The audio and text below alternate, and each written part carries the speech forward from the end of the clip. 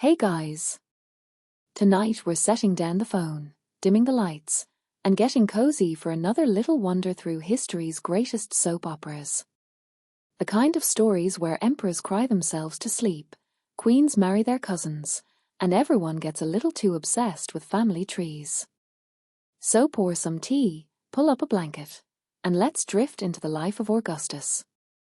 The man who turned Rome from a messy brawl of senators and stab-happy generals into a slightly more polished brawl of senators and stab-happy generals. Is often remembered as this towering, almost godlike founder of the Roman Empire. The first emperor. The Golden Age guy. The bringer of peace. You know, statues, marble, propaganda, the whole deal. But behind the triumphal arches and stern portraits, Augustus was, let's just say, complicated. Kind of insecure. Kind of obsessive. And definitely kind of awkward about his family. He wasn't born to power, he wasn't particularly good at fighting, and half of his career was basically one long improved act of a how do I keep this whole empire from collapsing while my relatives are out there ruining everything? So, tonight, instead of the usual dramatic highlights, Caesar's assassination, epic battles, all that loud stuff, we're going to float along through the quieter, stranger parts of Augustus's life. His weird relationships, his constant illnesses, his endless paranoia, and his never-ending family drama that makes the Kardashians look restrained. Let's begin where most of these bedtime disasters start, with a not-so-special child from a minor Roman family. The early years of Gaius Octavius. Augustus wasn't born Augustus. That came later, when he basically rebranded himself like an early imperial influencer. His original name was Gaius Octavius. And if you think that sounds kind of average, well, that's because it was. He came from a respectable but not super fancy family. His father was a local official. His mother was Julius Caesar's niece, and together that meant he was important enough to hang out at rich people parties, but not important enough for anyone to expect greatness.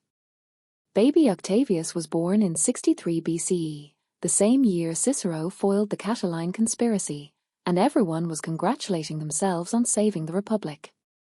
Cute timing. While senators were giving self-important speeches, little Octavius was coughing in a cradle somewhere. Because, let's be real, Augustus was sickly. Always sickly. Later writers note that he had weak health his entire life. He couldn't handle cold weather. He had stomach problems. He limped sometimes. He couldn't eat too much without feeling awful. And yet, despite all this, he somehow dragged himself through decades of war and politics. Which honestly just makes his career feel like one long act of spite. Imagine it, this pale, fragile, not particularly athletic kid, with no great warlike talents, is going to end up running the Mediterranean. The Roman world at the time was obsessed with macho generals. Pompey the Great, Julius Caesar, Mark Antony, all larger-than-life warlords who looked great in armor. And then there was Octavius, who probably needed a blanket and a hot cup of broth before even attempting a speech.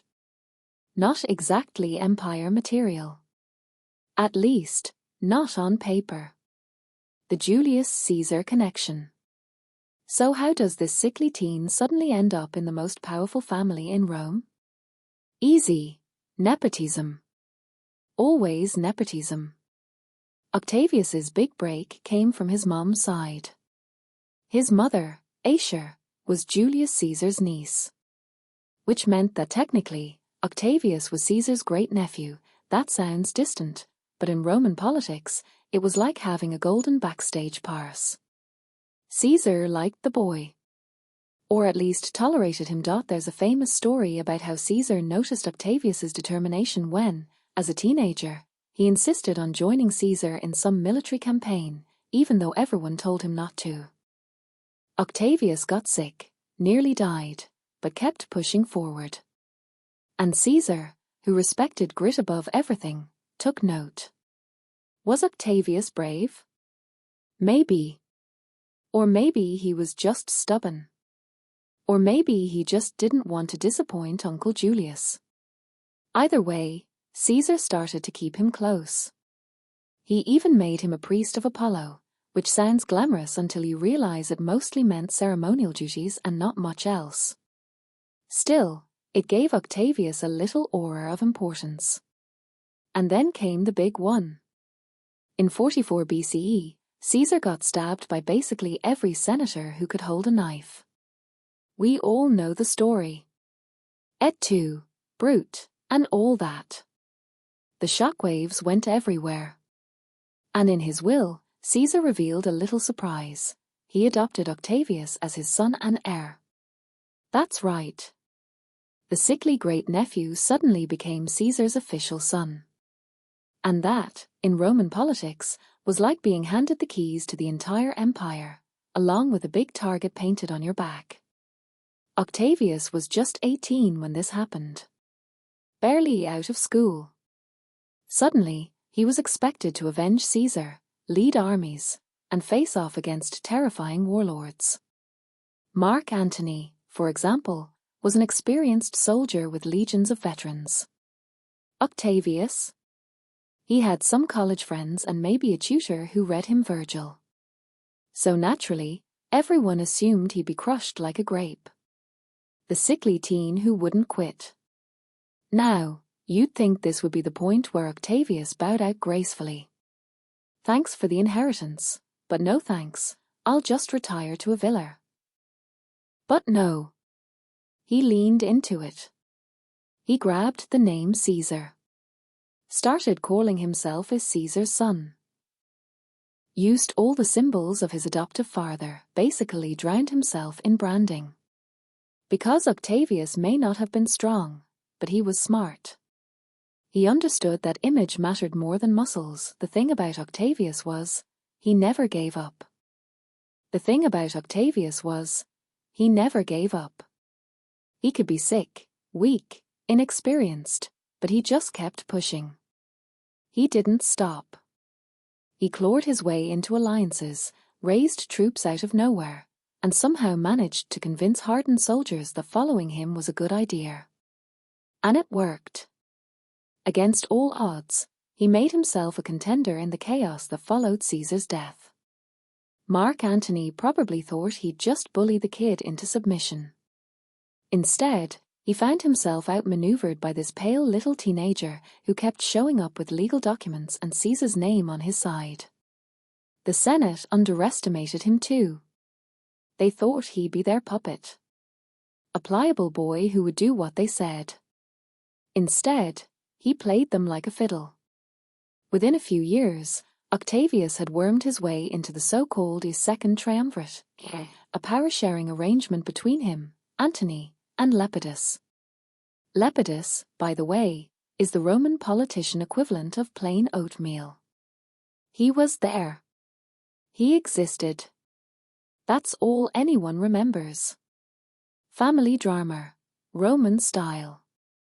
Of course, Augustus's career isn't just about politics. It's about family. And if you want bedtime chaos, look no further than the Augustus family tree. First off, Augustus himself was constantly insecure about his lack of a noble blood. Sure, he was Caesar's adopted son, but biologically he was just from a middling family. That meant he was obsessed with shaping his dynasty into something that looked eternal, glamorous, and respectable. This obsession showed up in how he treated his relatives. And spoiler alert, none of them had a good time. Let's start with his daughter, Julia. Augustus was absolutely fixated on controlling her life. He married her off again and again to his political allies. First to his nephew Marcellus, who promptly died. Then to his friend Agrippa, who was much older but at least useful. They actually had several kids, which Augustus loved, finally some heirs. But after Agrippa died, Julia got remarried to Tiberius, Augustus's stepson. Tiberius hated her. She hated him. It was awkward. And eventually Julia rebelled by sleeping with basically half the Roman nobility. Augustus, the man who preached strict morality and family values, was absolutely horrified. His daughter, the mother of his heirs, was basically running a high-profile scandal across the city. So what did he do? In peak Augustus fashion, he exiled her. Banished his only daughter to a lonely island, where she lived out her days in disgrace. So much for family values. The heir problem. Augustus's biggest headache in life was succession. He had absolute power, but who was going to take over after him? This question consumed him for decades. He kept trying to set up heirs, and they kept dying. Marcellus, dead young. Agrippa's sons, Gaius and Lucius, both dead before adulthood. Every time he thought he'd secured the dynasty, fate smacked it away. It's honestly kind of comical. Augustus wanted nothing more than to create a lasting family empire, and the universe just kept sending illnesses and accidents his way. Eventually, he had no choice but to settle on Tiberius, his gloomy, reluctant stepson.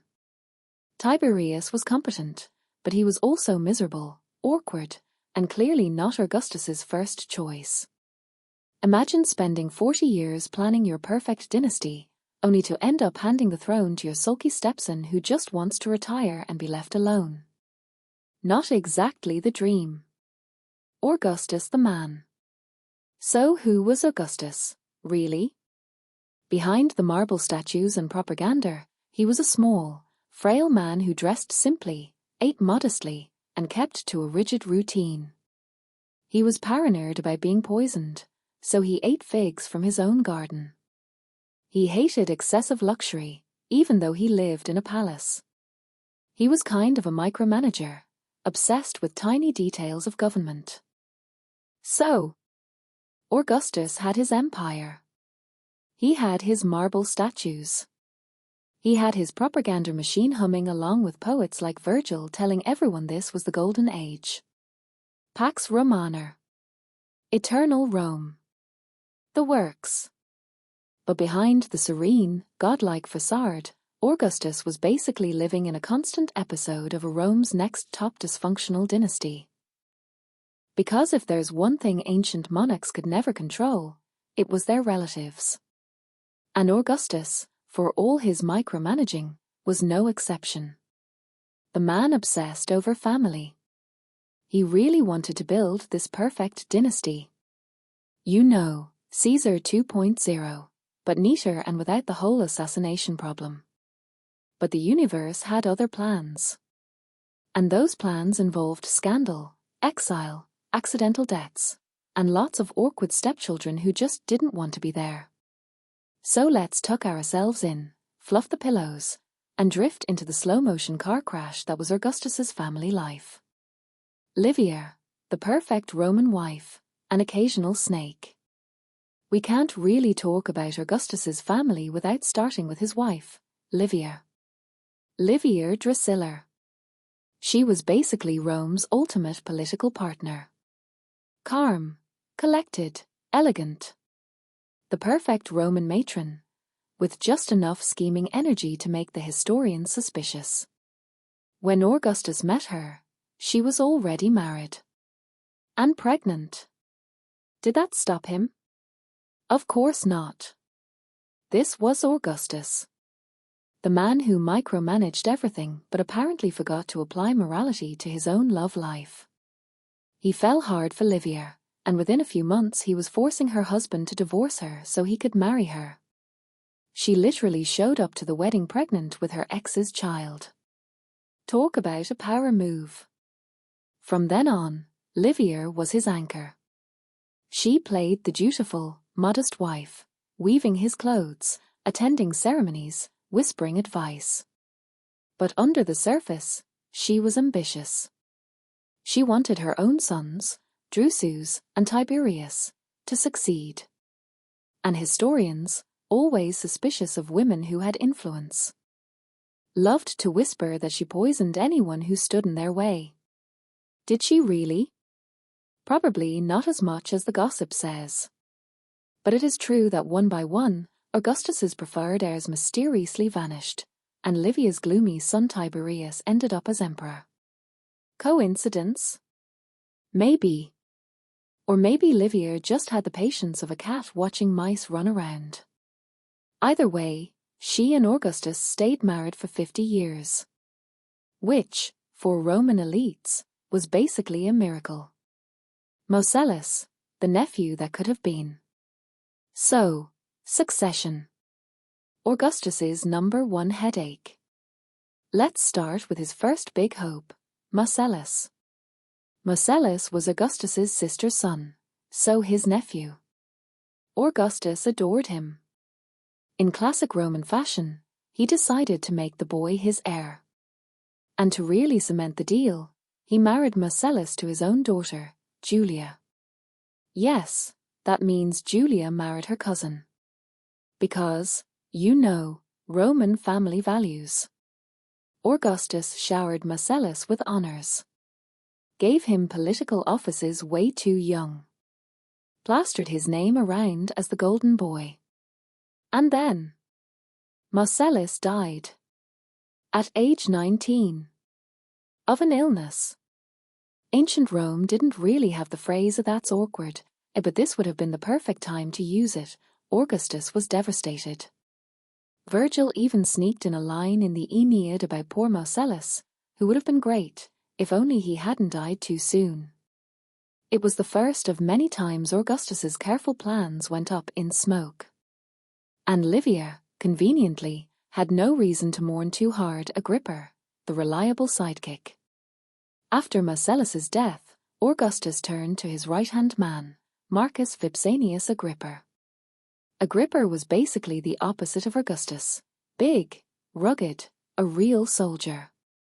He won Augustus's battles, built aqueducts, and in general did the dirty work while Augustus got the glory.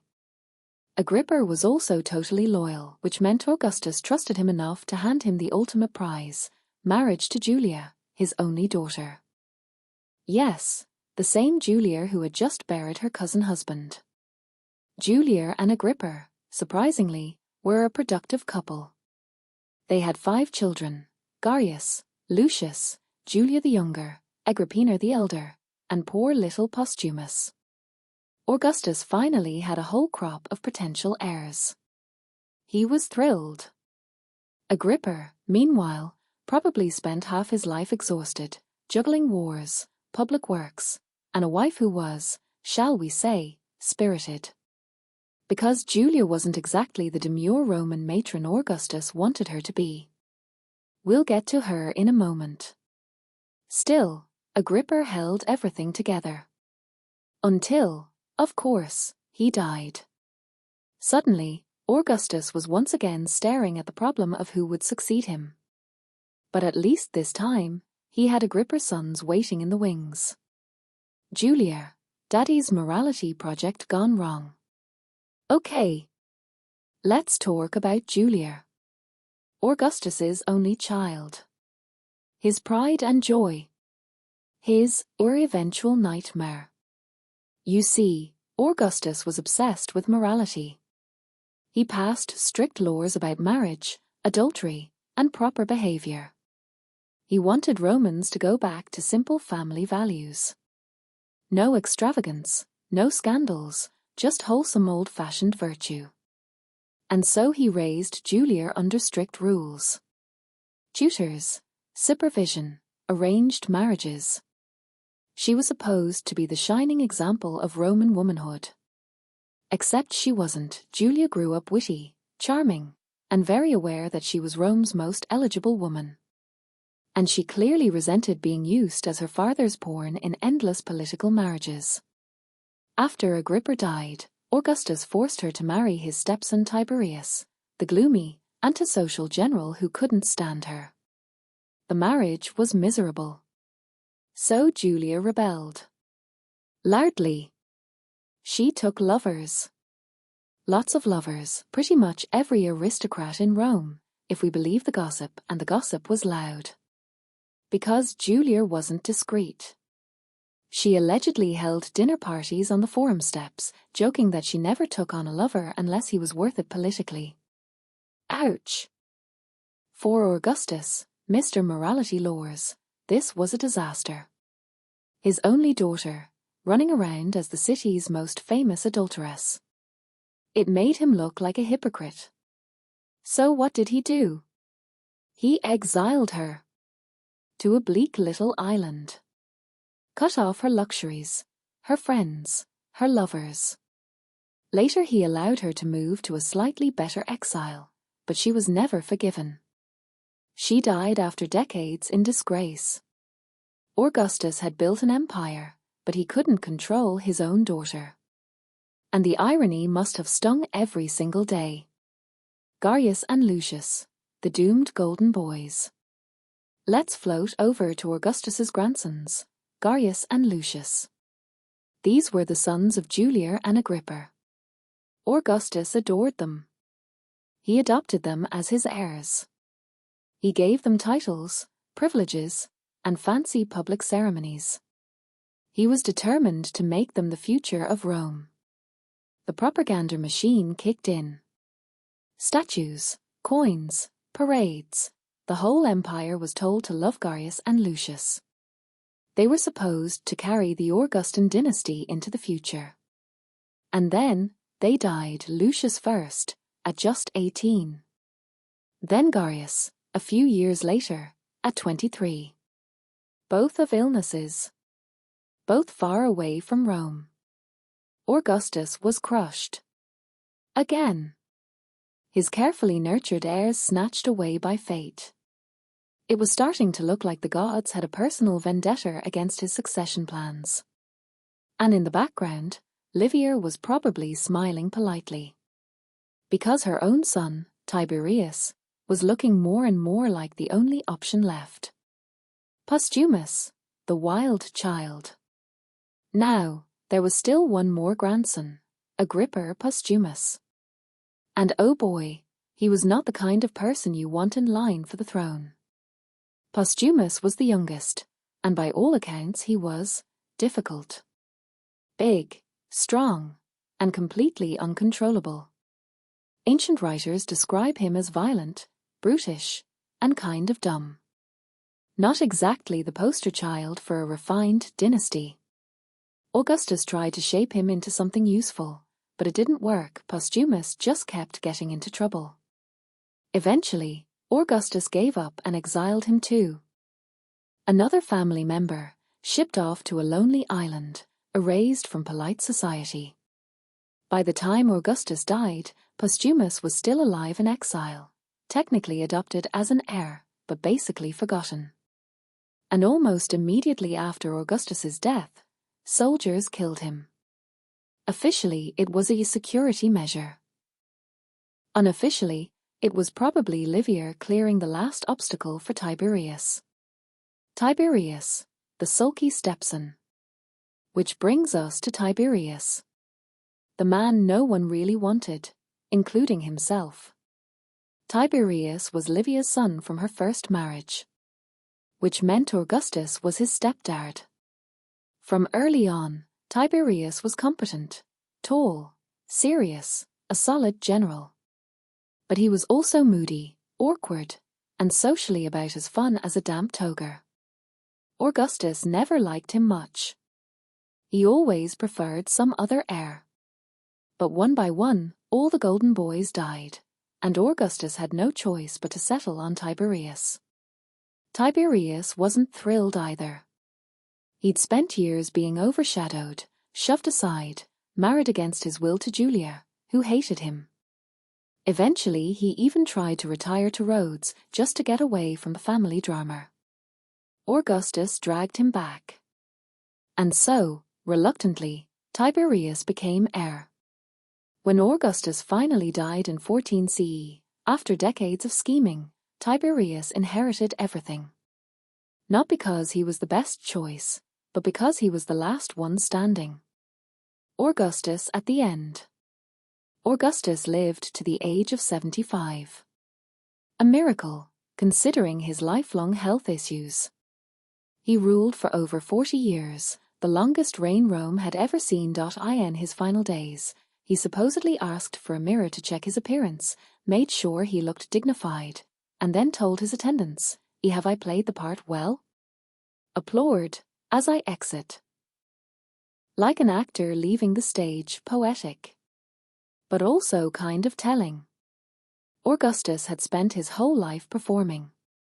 Branding himself, rewriting his image from sickly Octavius into the eternal Augustus. Even at the end, he was worried about appearances. Behind the polished mask, though, was a man who never really had peace. He created an empire, but his family fell apart. He preached morality, but exiled his own daughter. He dreamed of heirs, but buried them all. And in the end, his legacy passed to Tiberius, the sulky stepson no one wanted. So much for control. And with that, we've drifted through the family meltdowns of Augustus. The emperor who could conquer the world, but couldn't conquer his own dinner table. So, Augustus exits the stage. Curtain down. Applause, probably polite.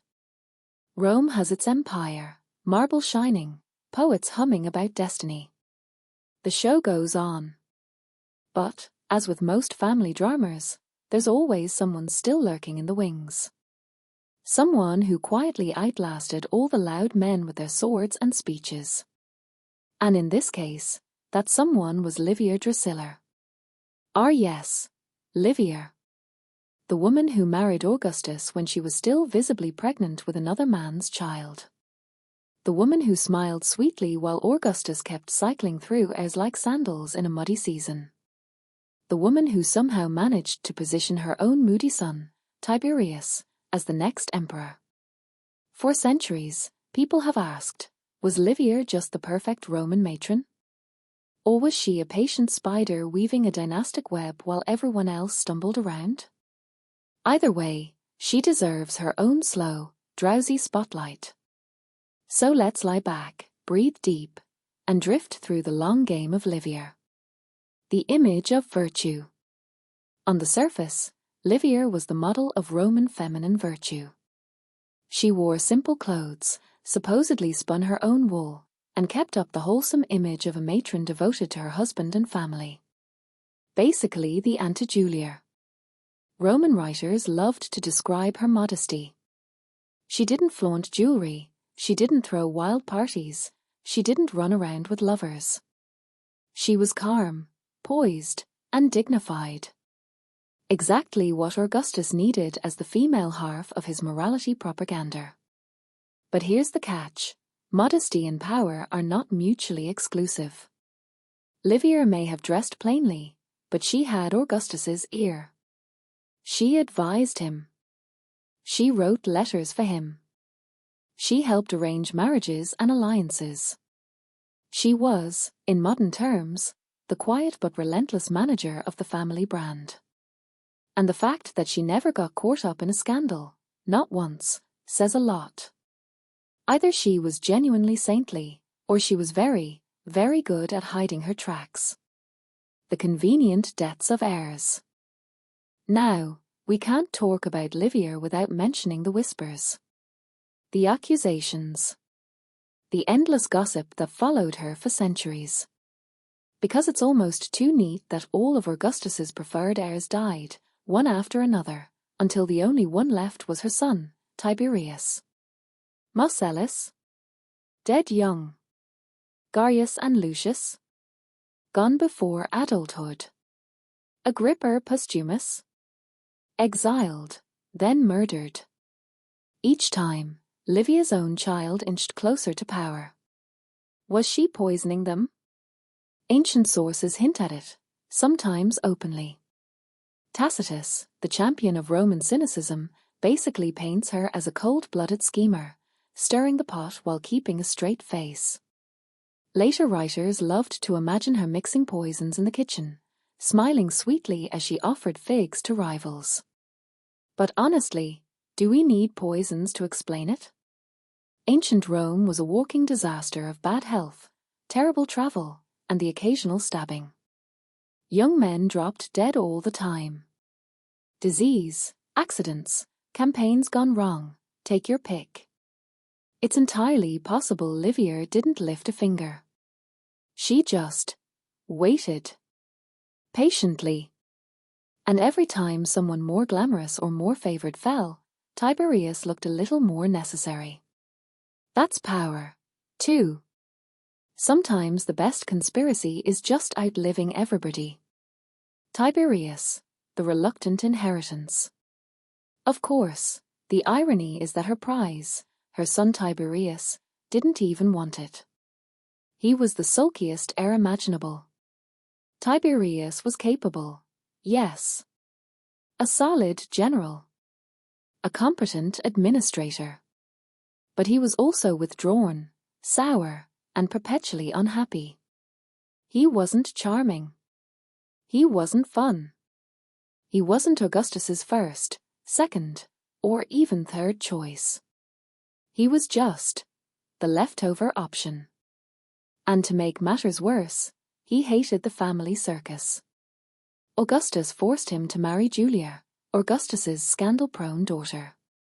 They despised each other. Julia found him dull. He found her unbearable. Eventually, he basically abandoned her, retreating to the island of Rhodes for a kind of sulky self-exile. But Livia never gave up. She knew Augustus would eventually have no other choice. And she was right. By the time Gaius and Lucius died, and Postumus was out of the picture, Augustus had to drag Tiberius back, adopt him, and make him heir. Did Tiberius thank her for it? Not really. In fact, he seemed pretty resentful of his mother's constant hovering. Which brings us to one of the most awkward parts of Livia's long game. She won, but her own son didn't love the prize. The death of Augustus. Let's float forward to the year 14 CE. Augustus is old. He's 75. He's been ruling for decades. And he's finally about to die. The scene is almost theatrical. Augustus has his family gathered. He checks his appearance in a mirror. He delivers his little line about being an actor exiting the stage. And then, he's gone. Immediately, the question of succession is front and center. Tiberius is the official heir. Postumus is technically adopted too, but he's in exile. And almost instantly after Augustus's death, Postumus is executed. Who ordered it? That's the million denarius question. Tiberius claimed it wasn't him. Which left everyone whispering, was it Livia? Did she clear the path for her son in his very first days as emperor? The timing is suspiciously neat. We'll probably never know. But the rumor stuck. Livia as the Dowager Empress. With Augustus gone, Livia was now the emperor's mother. Which gave her enormous prestige. People called her Augusta, an honorary title linking her to her late husband. She controlled wealth, estates, and influence. And she leaned into it. She didn't just retire quietly. She stayed involved, advising Tiberius, managing affairs, receiving honors. The Senate even tried to vote her things like public statues and ceremonies. But here's the twist. Tiberius hated it. He resented his mother's constant presence. He felt overshadowed by her, the eternal whisper of Augustus's favorite companion. Imagine trying to be emperor while your mom is still around. Reminding everyone of how much better dad was. Not great for the ego. So Tiberius started pushing back. He refused some of the honors the Senate tried to give her. He distanced himself. He made it clear he didn't want to share the stage. Which, if you think about it, is kind of poetic justice. Livia spent her whole life maneuvering to put her son on the throne, only for that son to turn around and grumble about her being too controlling. Classic family drama. The long life of Livia. Livia lived on for another 15 years after Augustus's death. Which, in ancient Rome, was practically eternal. She saw her son settle into power, retreat into his own sulky seclusion on Capri, and leave much of the day-to-day business to others. She outlived almost everyone of her generation. She had watched Rome burn through civil wars, purges, and scandals. And she had stayed at the center of power the whole time, without ever raising a sword or marching at the head of an army. When she finally died, at age 86, she was almost a myth herself. Some adored her as the perfect Roman wife and mother. Others whispered she was a schemer who poisoned half the imperial family.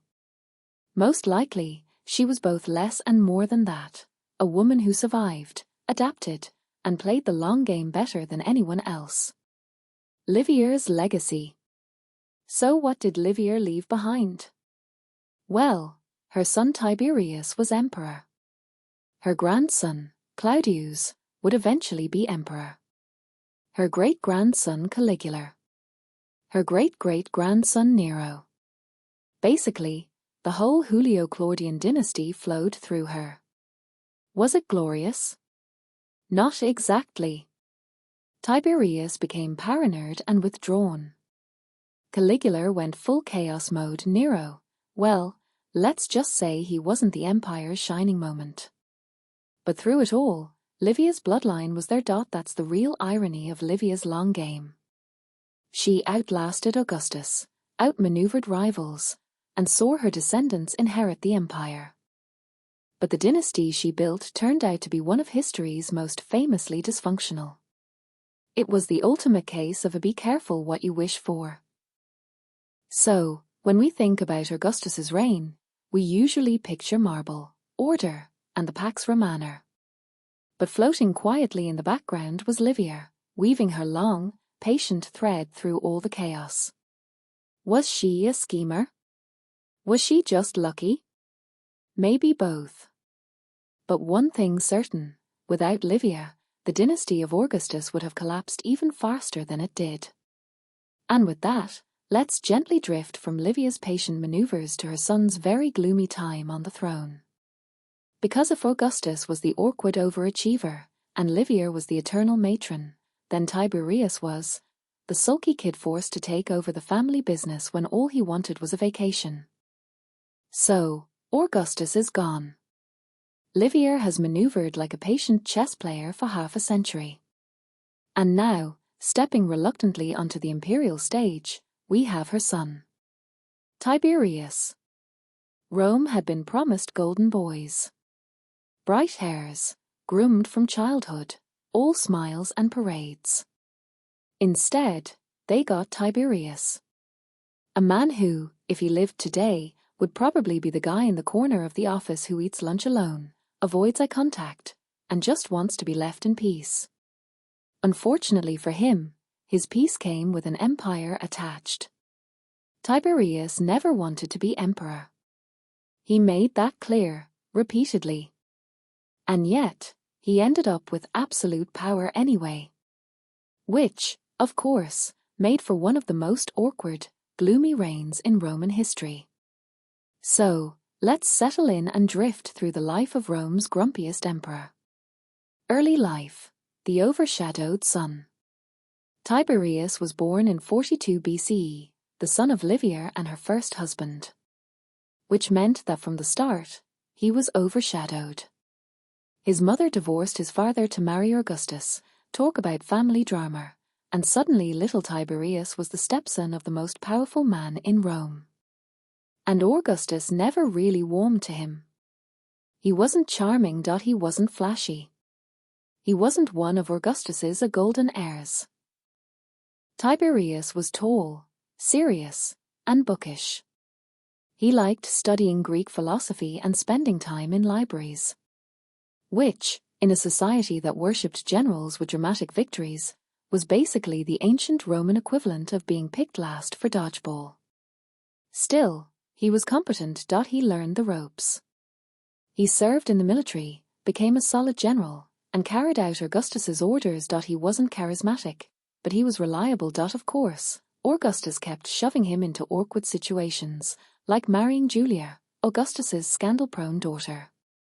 Tiberius and Julia despised each other. She found him gloomy, he found her intolerable.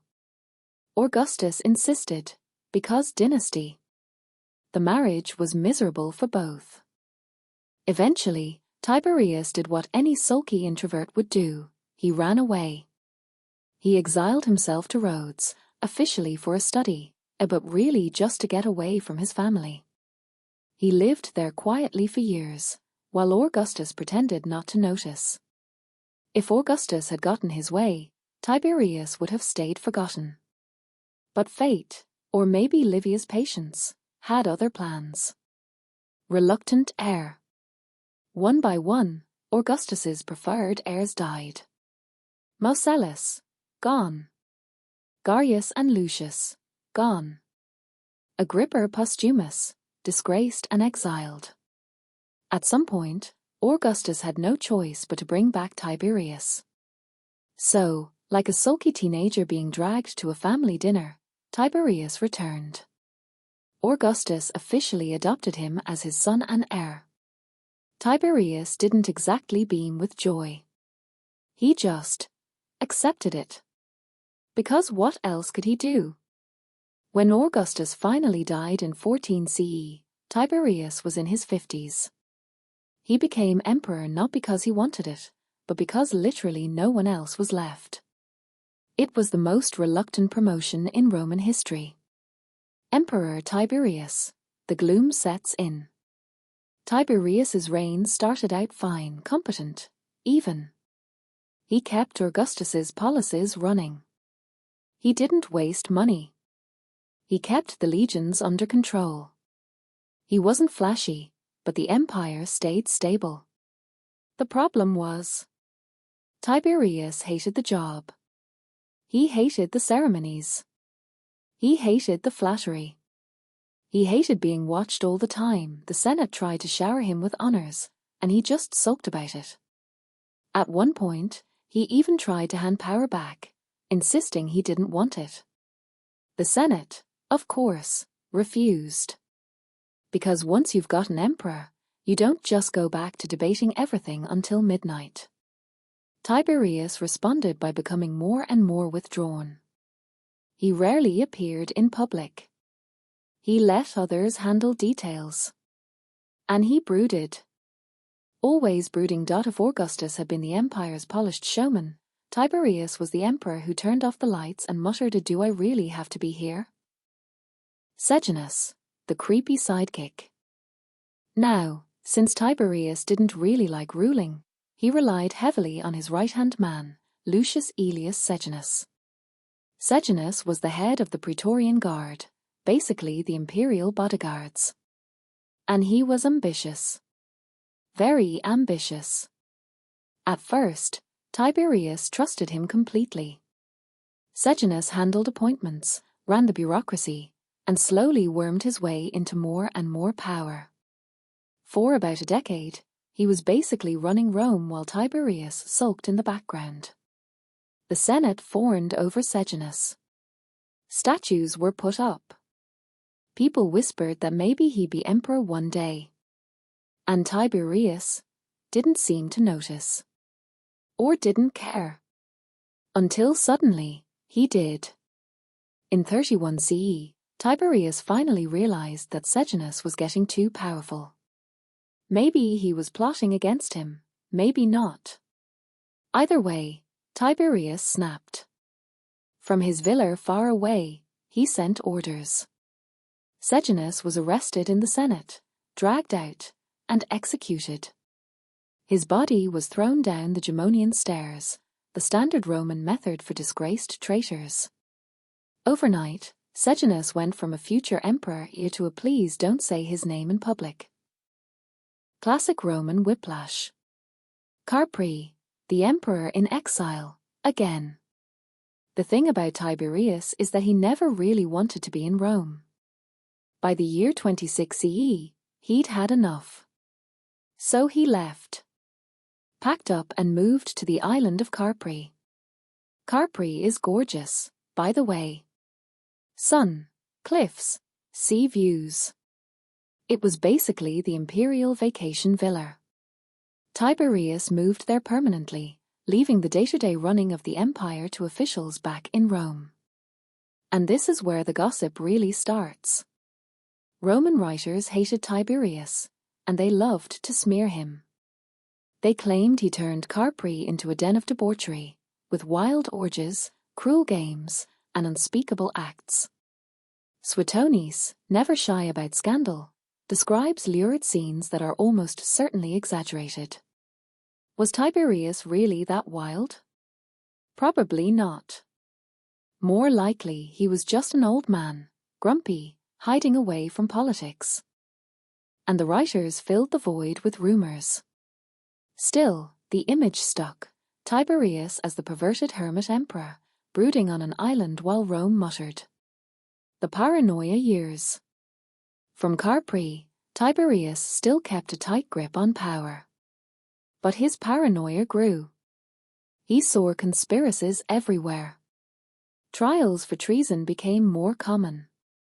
Senators lived in fear of being accused of disloyalty.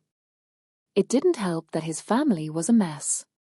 His grandnephew Caligula was hanging around, biding his time. His other relatives were either dead or disgraced.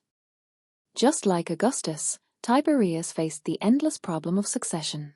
And, also like Augustus, he didn't like any of his options. By the end of his reign, he was deeply unpopular.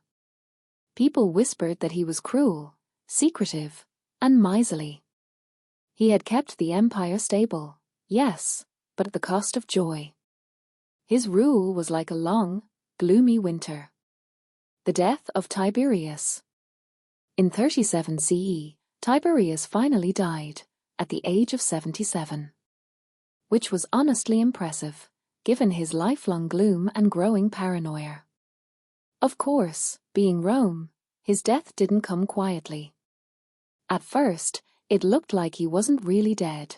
He fell unconscious, then revived, then collapsed again. People panicked, thinking he'd recover and start punishing them for celebrating too early. Eventually, he did die, and everyone sighed in relief. His will had named 2 heirs, Caligula, his great-nephew, and Gemellus, his grandson. But Caligula quickly elbowed Gemellus aside. Rome had its new emperor. And if they thought Tiberius was gloomy, well, they were about to meet someone who made gloomy look downright wholesome. Tiberius in perspective. So, what do we make of Tiberius? He wasn't a bad emperor, objectively. He kept the empire rich, safe, and stable. He didn't overspend. He didn't start reckless wars. For ordinary Romans, life under Tiberius was probably fine. But he was miserable. He didn't enjoy power. He didn't want the spotlight. He spent most of his reign trying to escape the very position his mother had maneuvered him into. And in the end, he left behind an empire intact, but also a dynasty poisoned with paranoia and resentment. Augustus had been the awkward overachiever. Livia the patient schemer. Tiberius? He was the emperor who never wanted the crown, but couldn't take it off. And now, as we drift onward, it's time to meet his successor. The young man who had grown up in the shadow of all this dysfunction, who had been passed around like a family prop, and who would finally get his turn on the stage. His name was Gaius Julius Caesar Augustus Germanicus. But you probably know him by his nickname, Caligula. So, Rome had just survived Augustus's obsessive micromanaging, Livia's political puppeteering, and Tiberius's decade-long sulkfest on Carpi. At this point, the Senate and people were desperate. They didn't just want an emperor. They wanted someone fun. Someone young. Someone who would throw a few games, toss some bread into the crowd, and smile while doing it. Enter Caligula. Born Gaius Julius Caesar Augustus Germanicus in 12 CE, he was the son of Germanicus, Rome's golden boy general, and Agrippina the Elder, who was basically Augustus's great-granddaughter. Which made him a dynastic dream, charismatic father, prestigious lineage, adorable baby face. And the cherry on top? As a toddler, he tagged along with his father's legions, dressed in a tiny soldier's outfit. The soldiers, delighted, called him a Caligula, literally a little boots. Cute, right? Well, he hated the nickname as an adult. But unfortunately for him, history has a sense of humor, and so a little boots is how we remember one of Rome's wildest emperors. The childhood of Trauma. If Caligula's childhood were a modern TV show, it would have been cancelled halfway through for being too depressing. His father Germanicus was wildly popular, handsome, and capable, which, of course, made Tiberius jealous. Germanicus conveniently died in 19 CE under mysterious circumstances. Rumors swirled that Tiberius had poisoned him. After that, things got worse. Caligula's mother, Agrippina, openly accused Tiberius of murder. Tiberius, not exactly the forgiving type, exiled her. She eventually starved to death. 2 of Caligula's brothers were accused of treason and either executed or driven to suicide. By his teenage years, Caligula had lost most of his immediate family to Tiberius's paranoia. It was a lesson in survival. Keep your head down. Smile. Pretend loyalty. Don't make waves. And that's exactly what Caligula did. He charmed Tiberius. He charmed the guards. He charmed everyone around him. Tiberius once supposedly said that Caligula was nursing a viper in Rome's bosom. But he kept him alive anyway.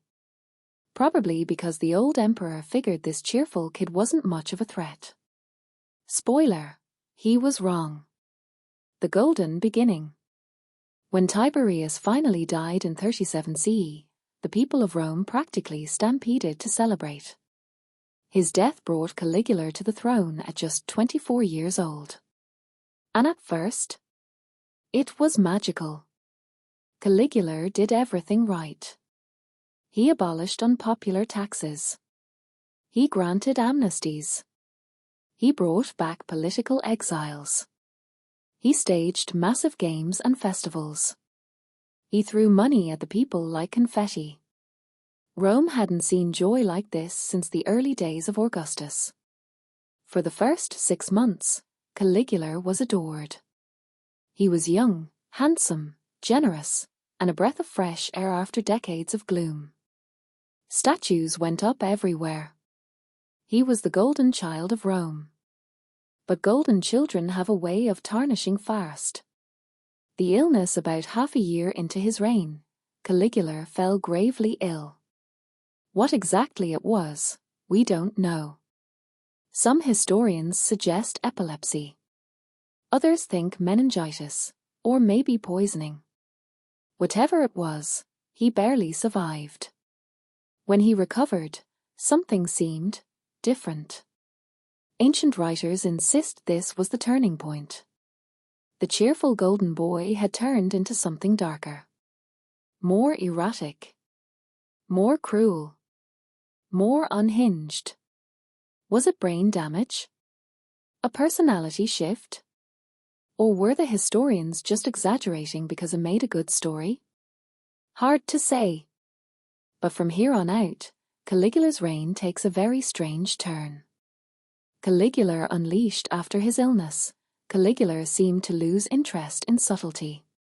He started demanding divine honors, not after death, like Augustus, but right now. He dressed as gods. He built temples to himself. He reportedly put up a statue of himself in the Temple of Jerusalem, though that plan caused so much outrage it had to be cancelled. He also leaned into extravagant spending. He built giant palaces, floated around on absurd pleasure barges, and staged ridiculously expensive spectacles. Rome's treasury, carefully maintained by Tiberius, evaporated in record time.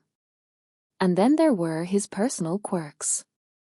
Ancient writers, gleefully hostile, accuse him of incest with his sisters, especially Drusilla, whom he adored and even deified after her death. They say he slept with senators' wives just to humiliate them. They claim he held bizarre feasts where food was served in heaps of gold. Are these stories true? Hard to say. Roman historians loved character assassination, especially of unpopular emperors.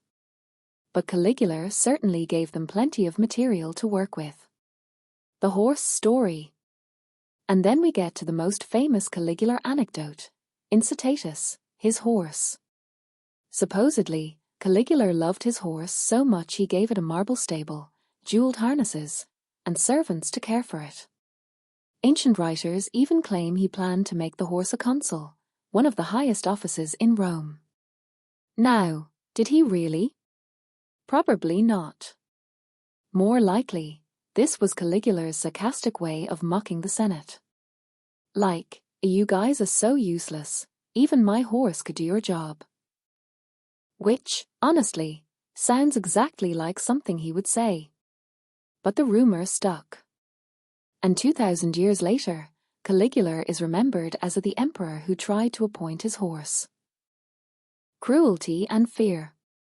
What's clear is that Caligula became increasingly cruel. He ordered executions on a whim.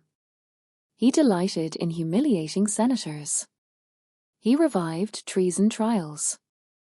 At one gladiatorial show, when the supply of criminals ran out, he reportedly ordered random spectators to be thrown into the arena instead. It wasn't just cruelty. It was unpredictability. One day he'd shower you with gifts. The next, he'd have you dragged off to execution. Living in Caligula's Rome was like walking through a minefield blindfolded. Caligula abroad.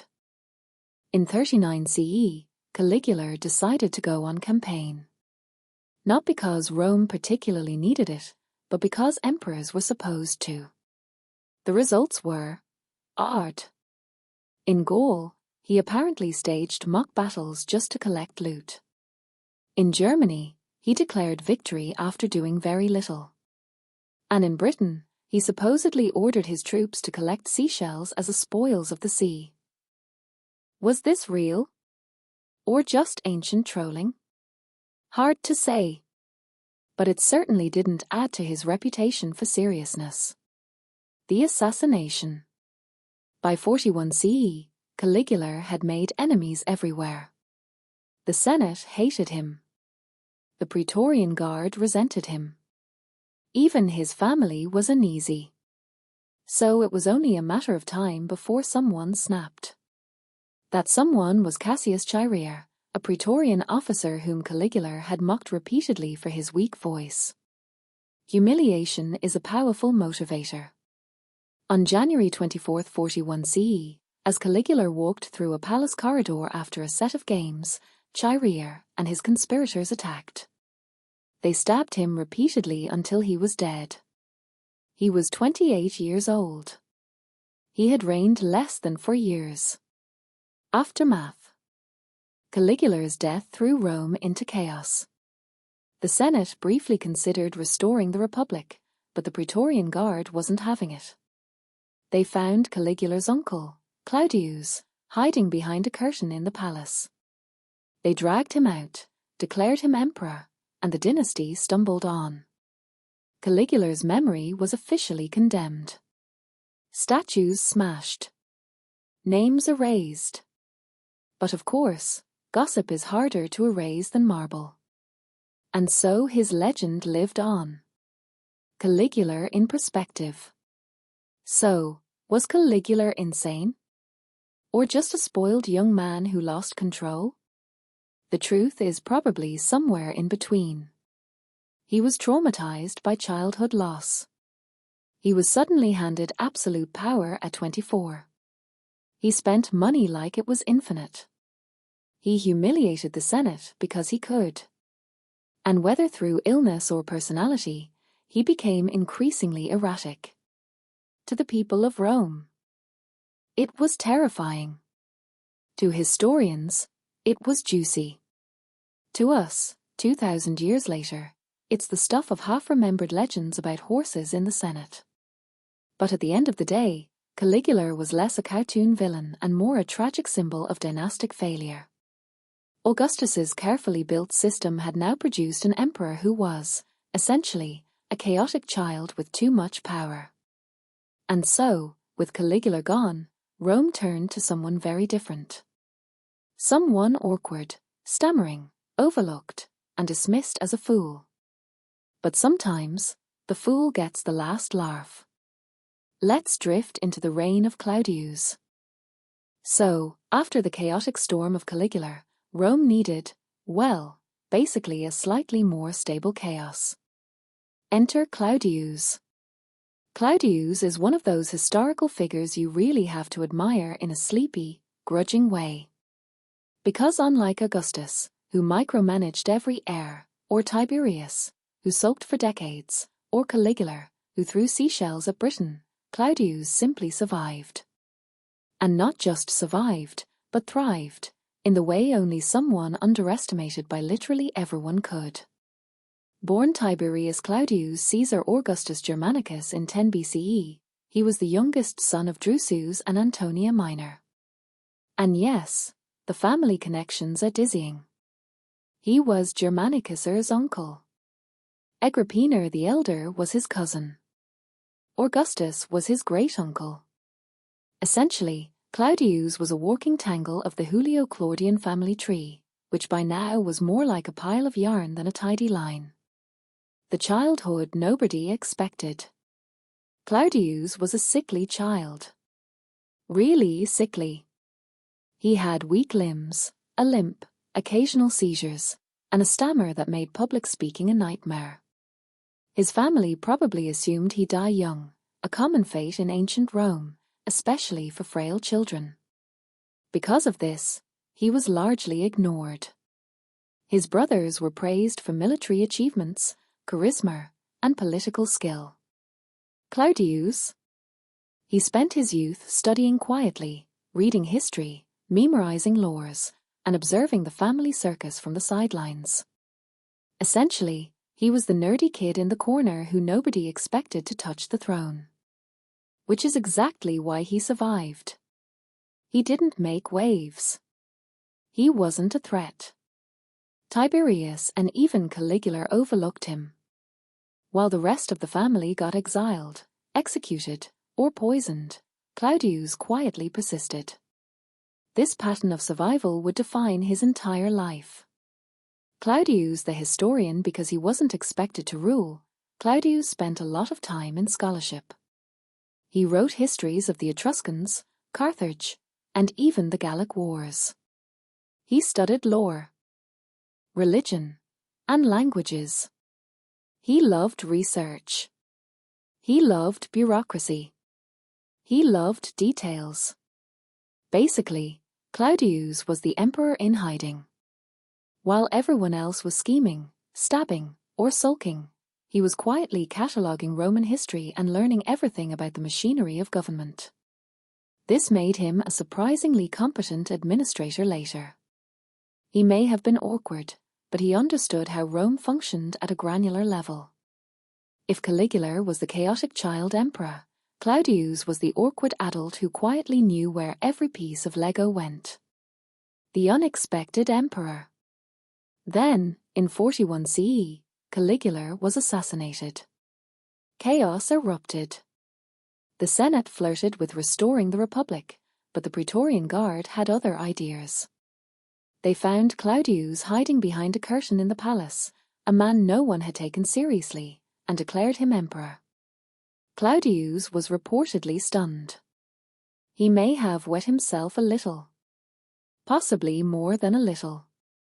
The guards had to literally pull him out and put the imperial purple on him. For once in history, someone went from a nobody expects him to survive to an absolute ruler of the Mediterranean in minutes. And this, of course, set the stage for his reign, cautious, careful, and dominated by women who weren't shy about political influence.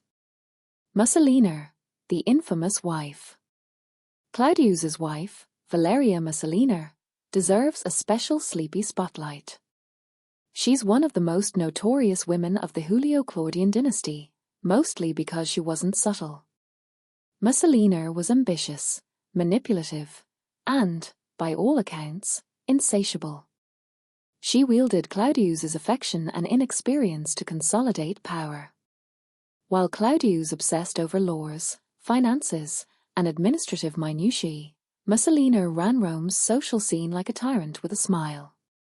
Her hobbies included arranging political marriages, orchestrating purges of rivals, and, apparently, sleeping with almost anyone who could advance her agenda. Ancient writers claim she even married a lover in a public ceremony while Claudius was away, and nobody dared stop her. Claudius, poor stammering emperor, reportedly did not notice much. He trusted her, loved her, and was simply too polite, awkward, or timid to intervene. Administrative reforms. Now, Claudius wasn't just a passive ruler. He was surprisingly effective. In fact, in the slow, drowsy way of a man who likes paperwork more than parades, he expanded the bureaucracy, standardized provincial governance, and built infrastructure. Roads, aqueducts, harbor works. He had a practical mind, a trait rare among his family. Rome under Claudius became more organized. Taxes were reformed. Judicial systems streamlined. Freedmen, formerly enslaved individuals, became influential bureaucrats because Claudius trusted them more than senators, who, frankly, were usually useless or plotting to kill him. So while his predecessors dazzled with charisma or terror, Claudius quietly improved the machinery of empire. Not flashy, not memorable, but steady. And, surprisingly, Rome benefited. The murders and exiles. Of course, it wasn't all calm. Claudius inherited a family tradition of paranoia and deadly politics.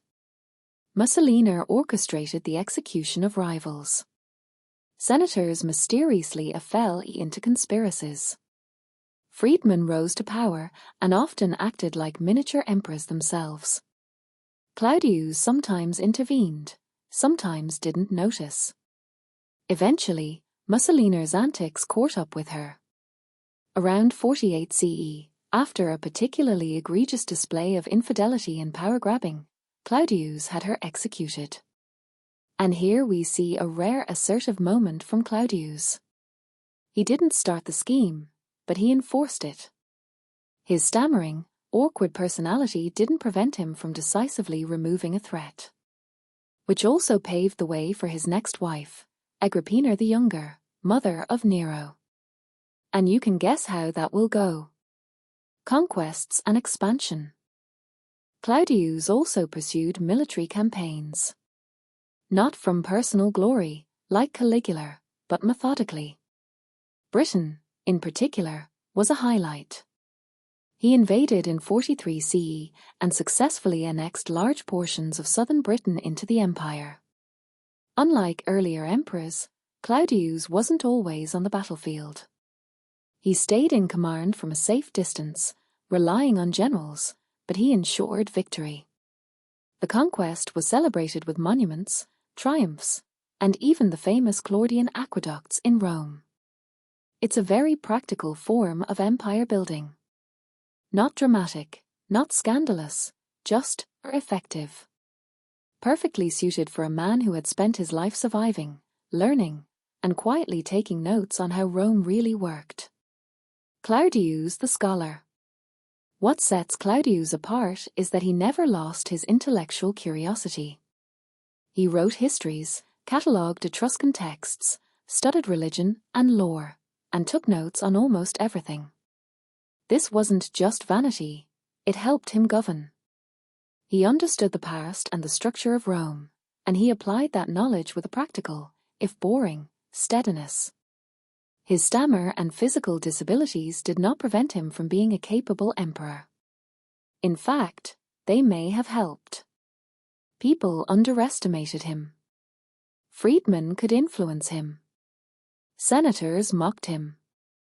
And yet, in the end, the empire expanded, remained stable, and survived a tumultuous dynasty. Death and legacy. Claudius died in 54 CE.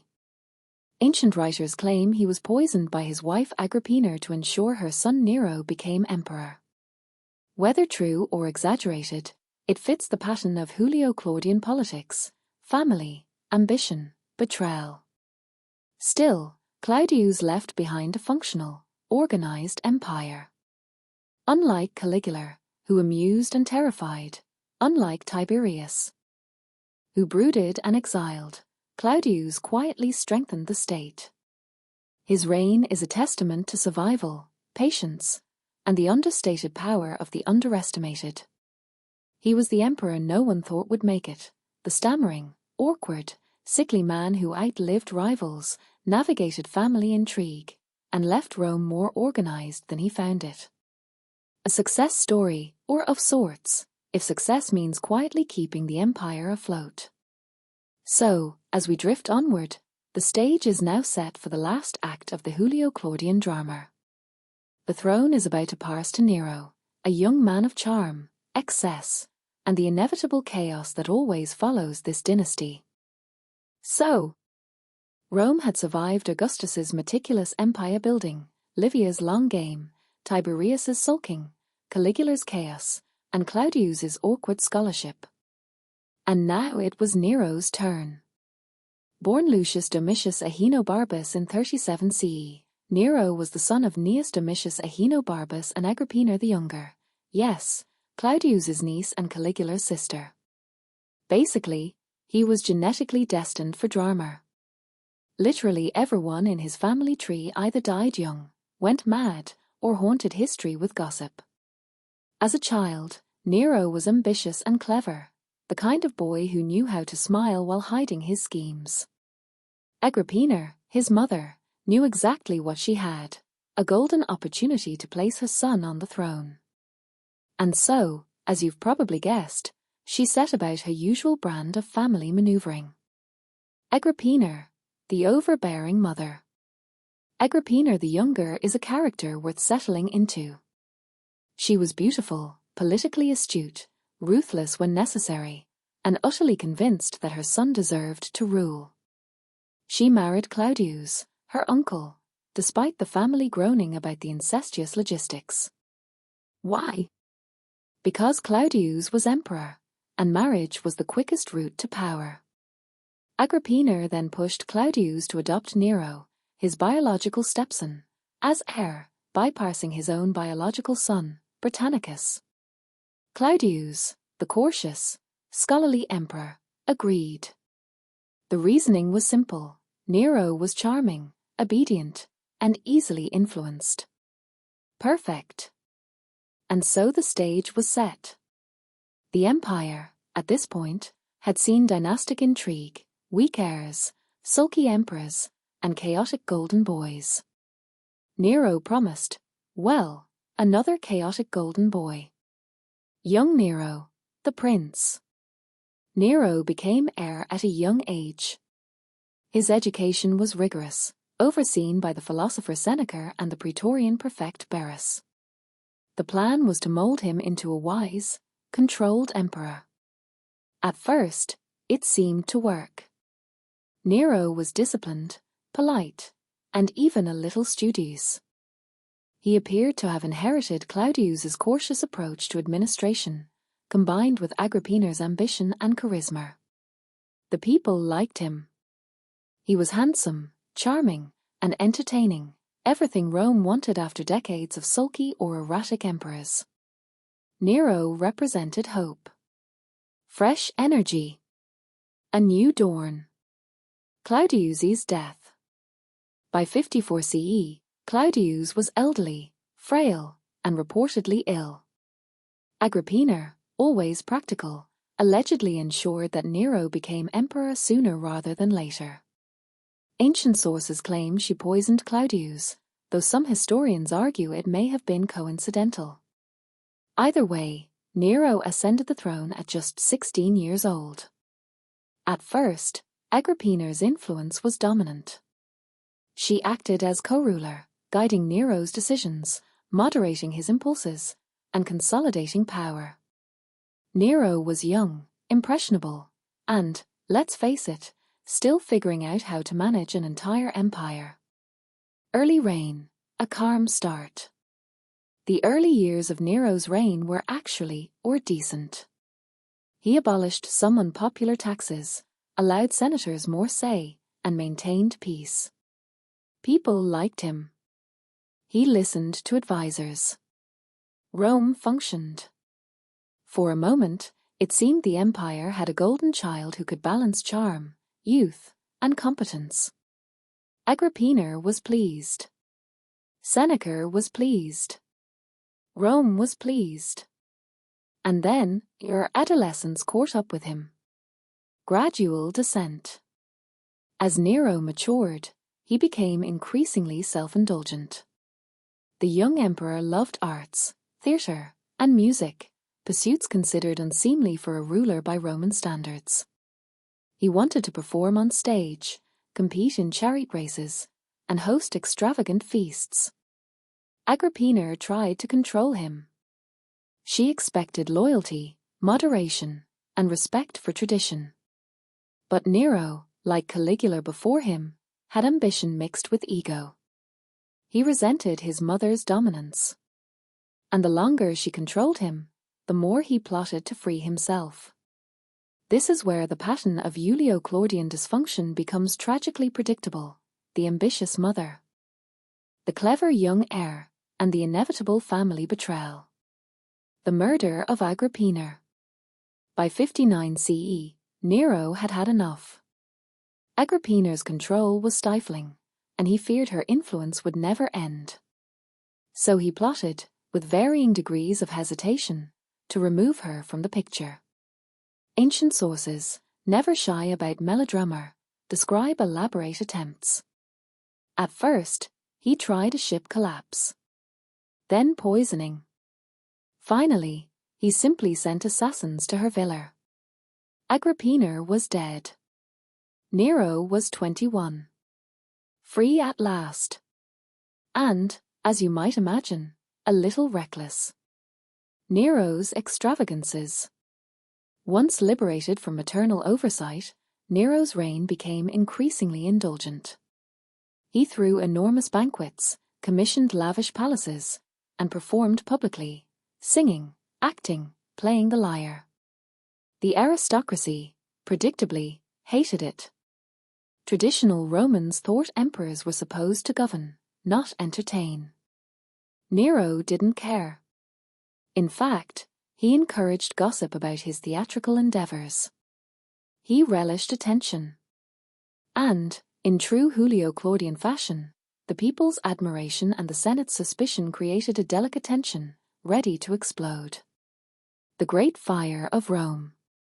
In 64 CE, the most infamous incident of Nero's reign occurred: the Great Fire of Rome.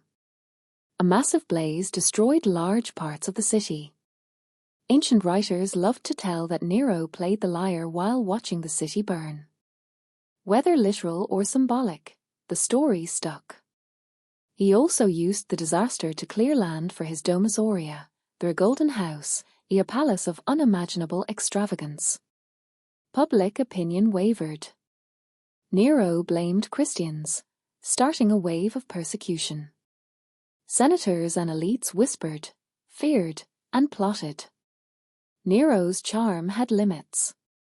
Nero's downward spiral. Over the next several years, Nero's behavior became increasingly erratic. Executions, confiscations, and purges swept through Rome.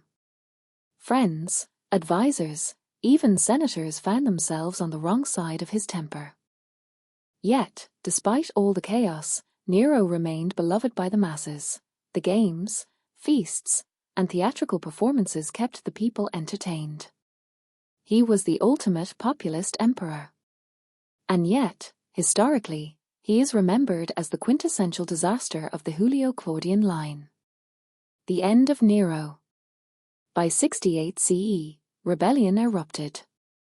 Governors, generals, and the Senate turned against him. Nero fled Rome, abandoned by his guards. In a final act of despair and inevitability, he committed suicide at the age of 30. With Nero's death, the Julio-Claudian dynasty ended. The carefully engineered line Augustus had begun, surviving accidents, political intrigue, parental meddling, sulky heirs, and chaotic golden boys, collapsed spectacularly in less than a century. The dynasty in retrospect. Looking back, the Julio-Claudian family saga reads like a lullaby for the insomniac, long, tragic, occasionally funny, and full of irony. Augustus's empire was stable, yes, but the family behind the throne was a tangle of ambition, illness, mismanagement, and moral contradictions. We have Augustus, the obsessed planner, crushed by his own heirs.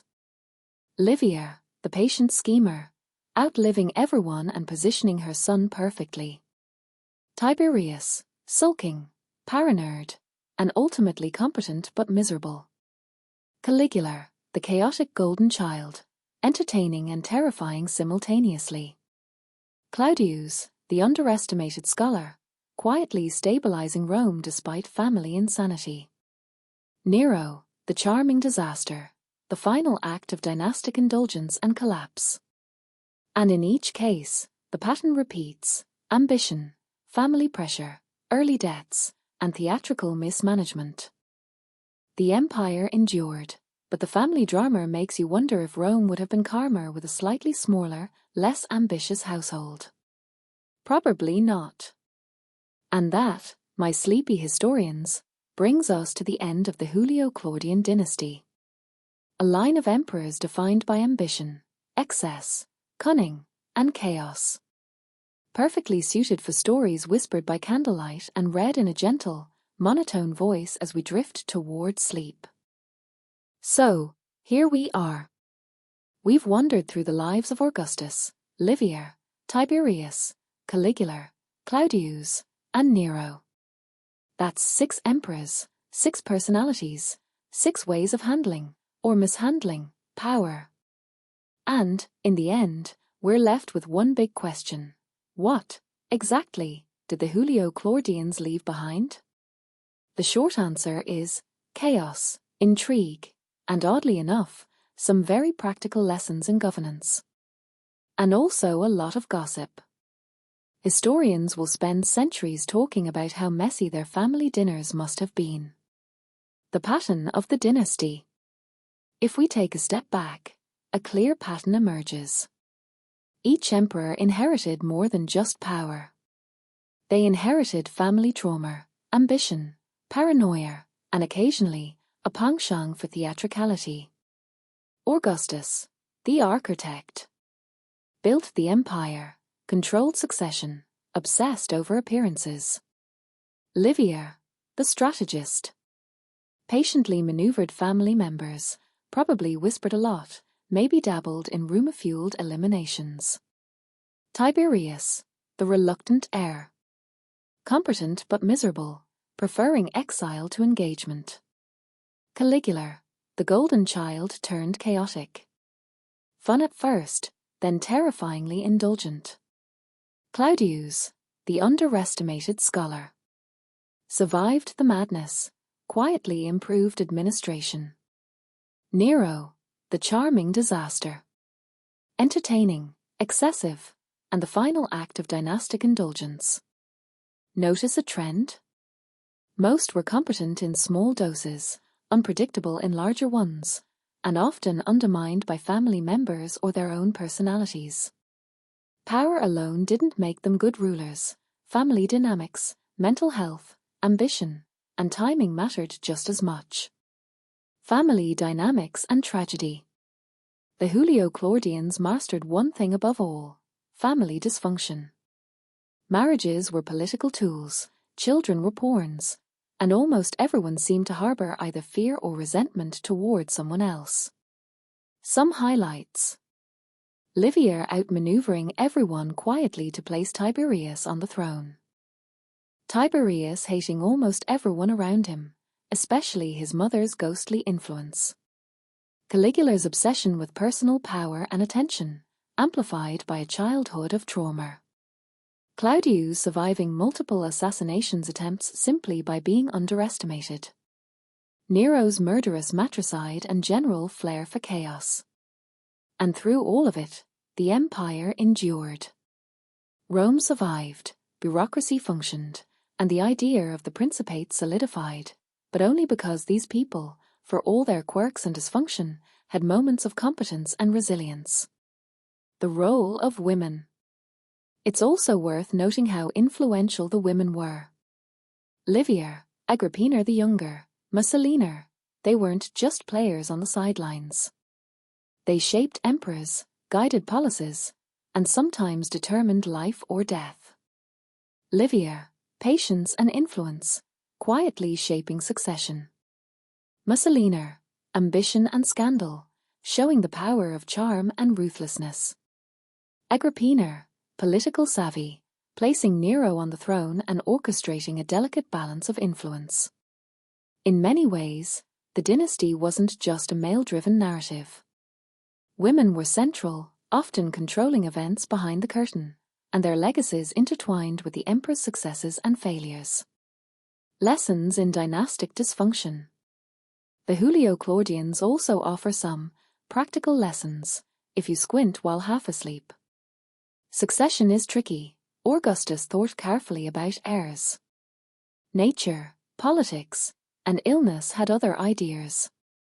Never assume the right a person will survive. Personality matters. Tiberius was competent but miserable. Caligula was charming but chaotic. Nero was entertaining but disastrous. The temperament of the ruler shapes the empire. Influence is subtle. Livia shows that sometimes the person quietly moving pieces behind the scenes is more powerful than the one holding the crown. Underestimation is an asset. Claudius survived because people ignored him. Being underestimated can be a surprisingly effective survival strategy. Excess has consequences. Nero's indulgences made him memorable, but ultimately unsustainable. Charm and spectacle aren't the same as stability. In other words, if you ever feel like your family gatherings are complicated, just remember, at least nobody is plotting the murder of the emperor, yet. The cultural legacy. Beyond politics and family drama, the Julio-Claudians left a cultural mark. They patronized arts, literature, architecture, and even religious shifts. Augustus set the tone for Augustan propaganda, literature, and moral reform. Caligula and Nero influenced theatrical and artistic performance in ways that, while extreme, pushed cultural boundaries. Claudius preserved knowledge, recorded histories, and expanded provincial administration.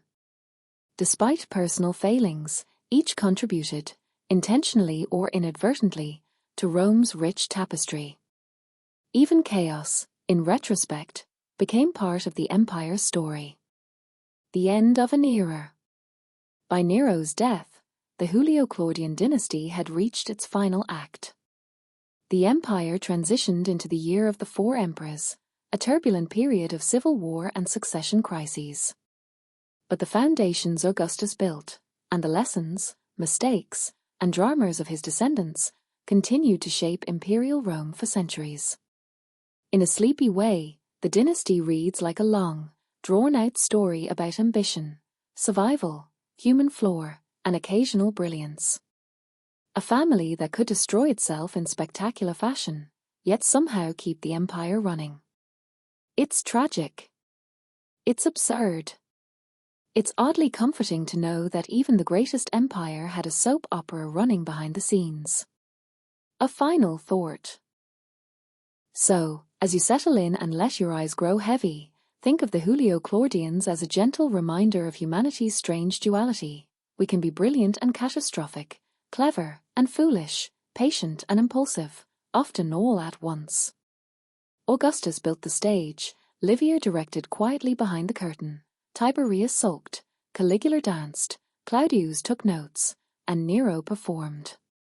In the end, the empire survived, but the stories, the whispers, and the scandals remain, floating through history like a warm, slow lullaby. And if you find yourself drifting to sleep now, that's perfect.